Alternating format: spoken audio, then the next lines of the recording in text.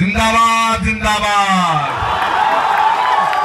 भारत माता की जय हिंद, जय हिंद, वंदे वंदे, ओम नमः शिवाय। मैं तो पढ़ाई में बड़ा बेवकूफ था, शायद मैं इसलिए कभी जेएनयू आ ही नहीं पाया। मैंने जिंदगी में कभी 38% मार्क्स ज्यादा नहीं लिए, और मुझे और मेरे पिताजी को दोनों को इसका गर्व था, क्योंकि उनके कभी 37 से ज्यादा नहीं आए।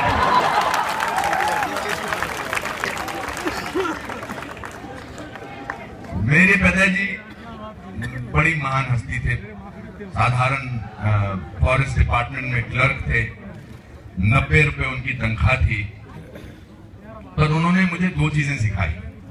अभी मैडम ने मेरा डेट ऑफ बर्थ बता ही दिया है, मगर मैं दूर दूर तक 61 साल का नहीं लगता हूं। जिसके अंदर देशभक्ति की ऐसी भावना हो, कभी बूढ़ा हो ही नहीं सकता। मैं तो अपने देश की तरह हूं जो सिर्फ जवान होता जाएगा। तो दोस्तों, 1955 में देश को आजाद हुए 8 साल हुए थे। 8 साल 6 साल 8 साल 47 हिसाब में भी गड़बड़ था मेरा। 8 साल मैं एक हिंदी मीडियम स्कूल में गया, जहां पर ABCD जो है वो 5th स्टैंडर्ड में सिखाई गई थी। निम्न वर्गीय परिवार में रहता था, मध्यम वर्गीय परिवार, निम्न वर्गीय, लोअर मिडिल क्लास, गरीब खानदान का, और कोई उपलब्धि नहीं थी जीवन में। पढ़ाई में अच्छा नहीं था, खेल कूद में अच्छा नहीं था।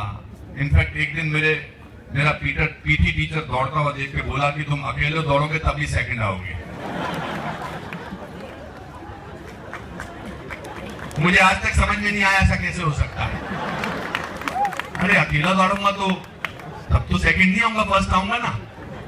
तो मैं आज तक उसका, शायद JNU का कोई छात्र मुझे बता दे कि कैसे ऐसा हो सकता है कि आप अकेले दौड़े तभी सेकंड आए। हमारे पीछे वाले भी हमारे दोस्त हैं, देश का झंडा लहरा रहे हैं बेटा। देखिए, आजादी के अलग अलग एक्सप्रेशन होते हैं। कुछ देश को कोसकर आजादी की बात करते हैं और कुछ देश को बड़ा करके आजादी की बात करते हैं, पर दोनों के मुंह पर आजादी तो है, दोनों के चेहरों पर, दोनों के मुंह पर देश तो है।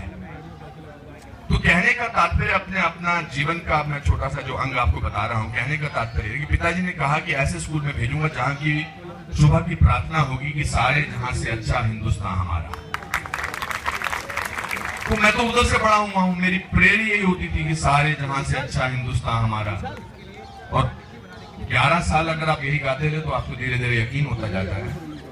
जो नवजात शिशु होता है, 8 साल का होता है, उसको पाल पोस कर बड़ा करते हैं, उसके लोग करते हैं। तो मुझे भी उस तरह की फीलिंग्स आई। तो मैं उस वातावरण में बड़ा, जब 61 का वॉर हुआ चाइना के साथ, तो जैसे ही शिमला में सायरन बजता था, हम अपना बंकर खोलते थे और बंकर के अंदर घुस जाते थे। मैं और मेरा छोटा भाई एक ग्रीन कलर की मिलिट्री वर्दी पहनते थे और एक दूसरे को सलाम करते थे और स्टिक से हाथ लेकर दुश्मन को, एक अदृश्य दुश्मन को गोली मारते थे। 71 का वॉर हुआ, उसमें भी यही माहौल था। तो माहौल, उस माहौल में बड़ा हुआ जिसमें कि आपके माता पिता, मोस्टली आपके माता पिता बड़े हुए होंगे। तो आज जो लोग यहाँ बैठे हैं, उनके माता पिताओं ने उनको बेहतर शिक्षा दी है, देश के बारे में बेहतर चीज बताई है। मेरे लिए ये इंस्टीट्यूशन, ये यूनिवर्सिटी देश की सबसे बड़ी यूनिवर्सिटी है। इसका एहसास मुझे आज यहां पर हो गया है। मैं वहां देख रहा हूं कि वो भगत सिंह, राजगुरु और सुखदेव के बड़ा सा एक पोस्टर टाइप लगा है, हैंडमेड पेंटिंग है। उसके नीचे क्या लिखा है मैं जानता नहीं, मगर ये है हमारे हीरो। मैंने हाल ही में एक प्रोग्राम में कहा था कि हीरो की परिभाषा ना हम बदलें।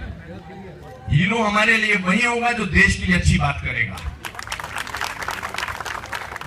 जो देश के विरोध में बात करेगा। वो हमारा हीरो कैसे बन सकता है? कैसे इस यूनिवर्सिटी के लोग एक ऐसे इंसान का अभिनंदन कर सकते हैं जिसको जमानत मिली है?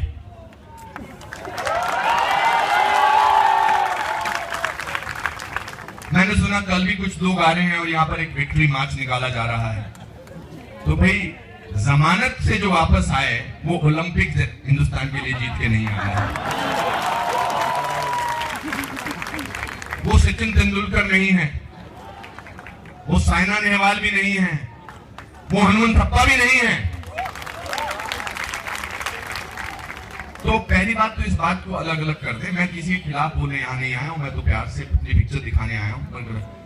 कभी कभी फिल्म के अलावा भी बहुत सारी बातें करना बहुत जरूरी है, क्योंकि अगर आजकल क्या हो गया है कि अगर 100 में से 99 लोग 99 लोग देश के बारे में बात करें और एक आदमी देश के बारे में ना बात करे, उसकी बुराई करे, तो सारे कैमरा उसकी तरफ निकल जाते हैं।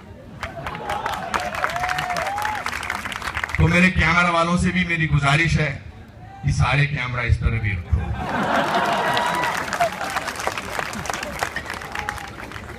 ये देश की बात है, ये देश की बात है, नहीं किसी पर्टिकुलर चैनल को मैं नहीं कह रहा हूं, ना ही भी कहना चाहता हूं। आप लोग सब समझदार हैं।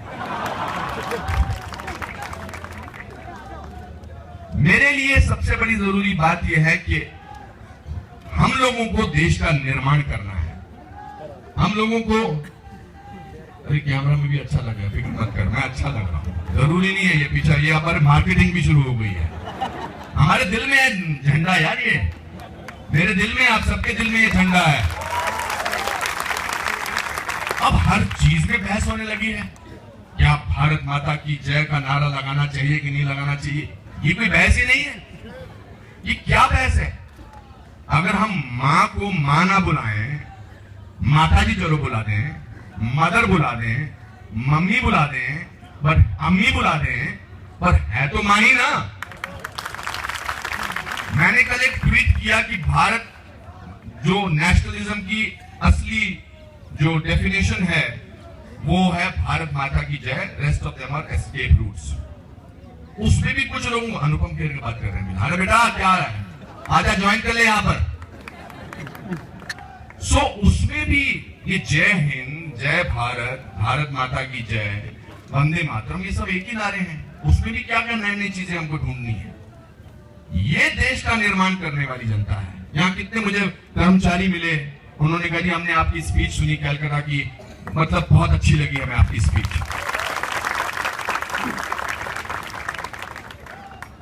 मैं अपने अंदर के हिंदुस्तानी को हमेशा जिंदा रखूंगा और आखिरी सांस तक जिंदा रखूंगा, और इसके लिए मुझे कोई ताकत नहीं रोक सकती। कोई ताकत है ही नहीं सर। आप आजादी की बात कर रहे थे सर, क्रांति की बात कर रहे थे। कोई क्रांति तो यही है, जैसा कि विवेक ने कितनी अच्छी तरह से बोला, ये है क्रांति। इतनी सारी आजादी, आपका नाम जेएनयू का जो नाम है वो आपकी वजह से, और देशभक्ति के नाम से जागरण है। मैं बेसिकली आज यहाँ आया हूं कि ताकि लोगों का जो जेएनयू के प्रति जो शिफ्ट हुआ था वापस क्रांति पर आ जाए, वापस देशभक्ति पर आ जाए। बहुत सारी चीजें चल रही है मन में, बहुत।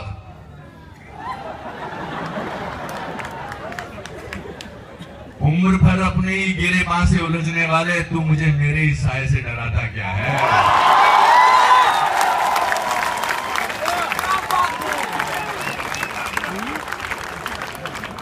एक नया फैशन शुरू हो गया है कि लेट्स क्रिटिसाइज दिस कंट्री,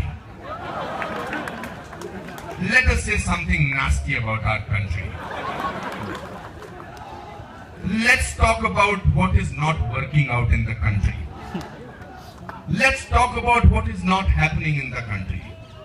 मेरे दोस्तों, उन सबको मेरा ये पैगाम है, अगर आप ये फहरिस्त बनाएं कि what is happening in the country, तो कन्याकुमारी से देश कश्मीर तक एक पूरी लाइन खींची चली जाएगी, इतना सब कुछ हो रहा है देश में।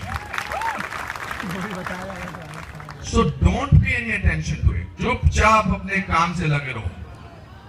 आजादी तो इसको प्रूव भी करने की जरूरत नहीं है, ये किसी को प्रूव भी मत करने। In fact in case you can ignore such people, that is the best tribute you can pay them.